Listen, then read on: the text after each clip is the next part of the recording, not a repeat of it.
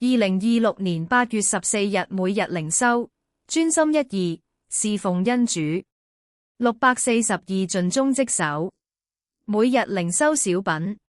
經文：主人說，好，你這又良善又忠心的僕人，你在不多的事上有忠心，我要把許多事派你管理，可以進來享受你主人的快樂。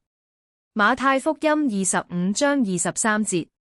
小故事：一富商有一位忠心耿耿的女管家。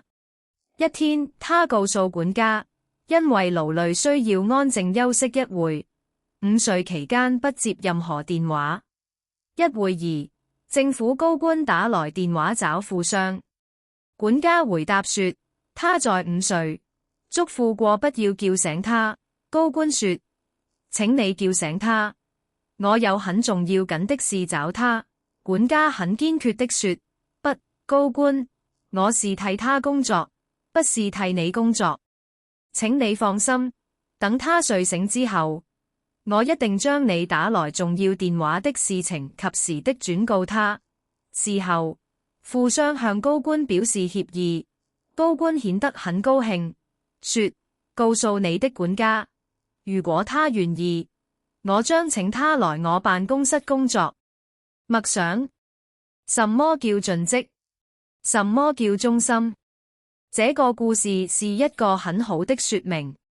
基督徒應該做上帝忠心的好管家，完全遵照主的話行事。我們要常常查看自己是不是在專心侍奉主，而且只侍奉一個主人。禱告。親愛的天父，你是我們的主，我們唯一侍奉的神，我們單單敬拜你，也要忠心侍奉你，在你託付給我們的聖工上，能夠職守本分，盡心盡力做個好管家，以討你的喜悅。求主幫助我們，在我們的生活和工作上，也同樣要盡責於我們所做的一切，讓我們整個生命榮耀你。禱告是奉主耶穌基督的名，阿門。